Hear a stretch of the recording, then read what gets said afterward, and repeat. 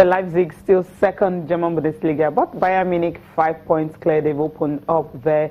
And for Leverkusen, after that 6-2 bashing, the coach was sent packing. That's the coach that everyone was saying he's likely to replace Arsene Wenger, maybe if he decides to leave or something, one of the top managers and all. But after he has lost 4 games in the last 6 games, then he was given the books. I mean, no surprises there. No surprises. So, you know, they say in football, you're only as good as your last result. We saw Ranieri, you talked about him, definitely Roger Schmidt.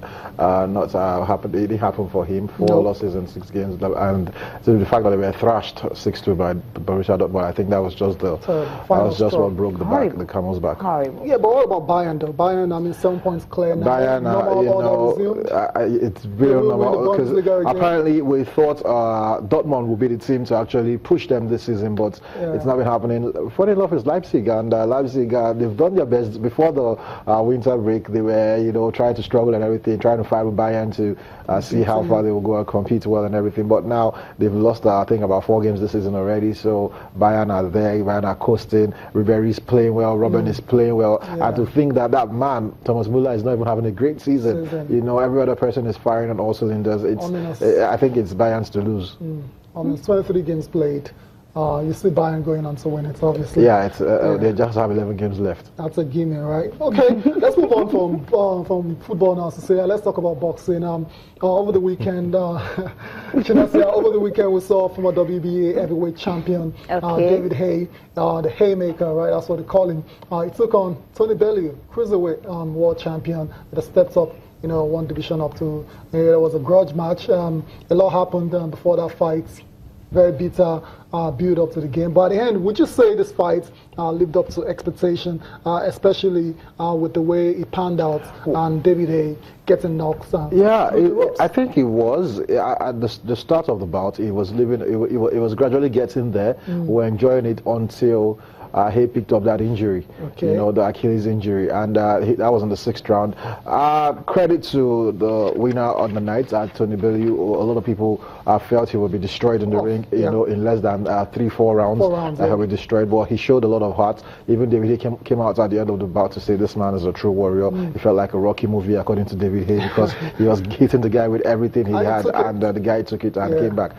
So I would like to see a rematch here, because you call the fact that Haye was injured midway into the bout, and also I'll give a huge credit to Haye for continuing, because a lot of boxers would have pulled out after it was an Achilles injury, and he battled on gamely until he was knocked out in the 11th round, because you could see he wasn't even moving well and everything. Achilles is very bad, so for him to continue fighting, I would like to see a rematch so that I can properly, because right now there's still a little bit of asterisk, there's a little bit of doubt that Haye was injured, but I like before the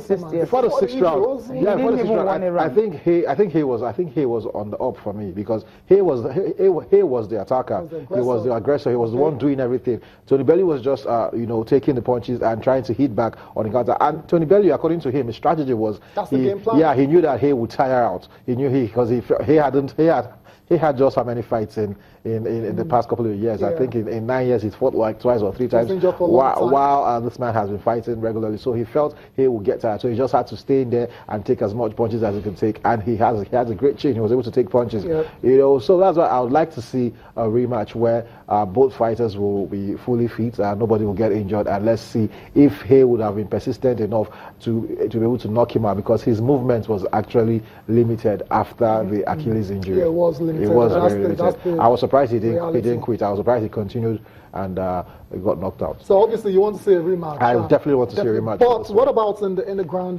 scheme of things, in terms of the heavyweight, being a heavyweight contender? Right now, being in that mix. I don't think so. What did you call him? Haymaker. No, heavyweight pretender. That's a contender. Okay. And there was something that happened at the end of the bout where. No, I think it's better if you use the word heavyweight pretender, not a contender. Come on, he is. I think he might still be, because. But so the Bellew he didn't want to call out Anthony Joshua.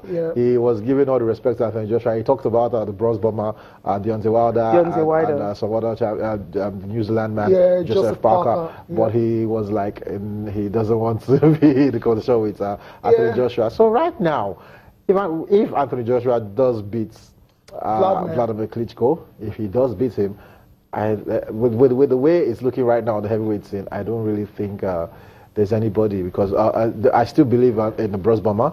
I still think I want to see that fight if the Bronze Bomber takes on that man, Anthony Joshua. But they both have to win their bouts, their next bouts. Anthony Joshua is fighting Klitschko, while the Bronze Bomber is also having a bout, I think, in June or so. So when they fight each other, then when they get over their bouts, and let's see how they would they should make that fight happen, because that's the most interesting fight that will be happening in the heavyweight division, because the glamour has been in the middleweights. Yeah. So you don't see